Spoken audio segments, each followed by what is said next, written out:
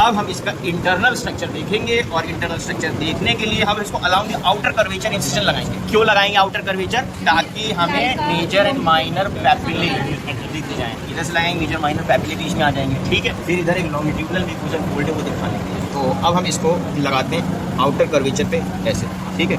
Outer curvature पे long तो ऐसे पकड़ लो, रखा ऐसे उठा लो हाथ में, हाँ अब ऐसे।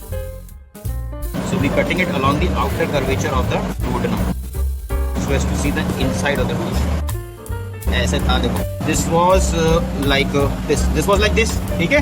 You open it up, so what you are seeing here after opening the duodenum, this is how you find it inside. These are the transverse circular mucosal folds और ये upper part of the duodenum में ज़्यादा prominent दिख रही हैं, ठीक है।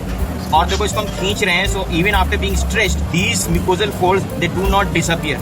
The reason is these are fixed mucosal folds. There are several such other small mucosal folds जो कि स्ट्रेचिंगली क्लियर हो जाते हैं। जैसे लार्ज इंटेस्टाइन में भी कुछ मिलेंगे folds, उनको स्ट्रेच करोगे तो डिसअपियर। लेकिन ये प्लाइका सर्कुलैर्स कहते हैं या इनको वॉल्स ऑफ कर्विंग कहते हैं। तो ये भी एब्जॉर्प्शन बढ़ाते हैं एंड प्रोपेल्शन ऑफ फूड को स्लो डाउन कराते हैं। लेकिन एक और चीज़ तुमने नोटिस करी कि ये plicae circulares as you moving down distally ये कम होते जाएंगे और फिर जूजनम तक तो रहते हैं, बट जुवनाइल के डिस्टल पोर्शन से इलियम में जाएंगे काफ़ी कम हो जाते हैं। ये जो इनर साइड है, इस पे इनर साइड में एक्चुअली मुझे जो लग रहा है कि इसमें थोड़ा स्ट्रक्चर बन गया है। स्ट्रक्चर हो जाने की वजह से ये पूरा खुल नहीं रहा अभी, इसमें अभी स्पेस है खुलने की।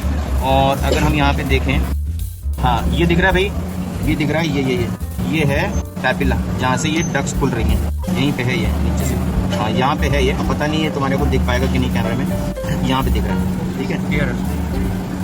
ये पॉइंट है, ठीक है। That point actually is the major duodenal papilla, जहाँ पे ये देखो ये लेसर कर्वेचर था ना, ये देखो ये जो है ना ये this is bile duct and pancreatic duct together reaching out. तो pancreatic duct is within parenchyma of the pancreas, लेकिन चूंकि पेनक्रियास हट चुका है, ये बाइल डक्ट है जो नीचे जा रही है इसमें, इसी के through this is bile duct, ये वाला portion this is bile duct. और साथ में चूंकि हेड ऑफ पेनक्रियास यहीं पे होता है, तो within the parenchyma of the pancreas आती है मेजर पेनक्रियाटिक डक्ट। तो दोनों ही यहाँ पे जोड़ते हैं। एक्चुअली पेनक्रियास प्रॉपरली हटा नहीं, थोड़ा सा इसका फ्रेजाइल टिश्यू होता है। तो देख रहे हो ना, ये अभी टिश्यूज हटे नहीं है पेनक्रियास का, ये उसको और क्लीन करोगे तो ये जो डक्ट जा रही है ये साफ दिखाई देगी। Let me tell you some important points about this papilla. यहाँ से pyloric end of the stomach से अराउंड 8 to 10 सेंटीमीटर नीचे अलोंग द लेसर कर्वेचर मिलेगा मेजर डुओडेनल, और थोड़ा सा 2 सेंटीमीटर ऊपर 6 से 8 सेंटीमीटर यहाँ में मिलेगा minor duodenal papilla. Minor duodenal papilla में एसेसिल पेनक्रियाटिक डक्ट ऑफ सेंटेरोनी होता है जो इंसिडेंट प्रोसेस से आ रही है, क्रॉस करके आती है। अब इसको अगर और ध्यान से देखो, इसमें क्या है, वेलवेटी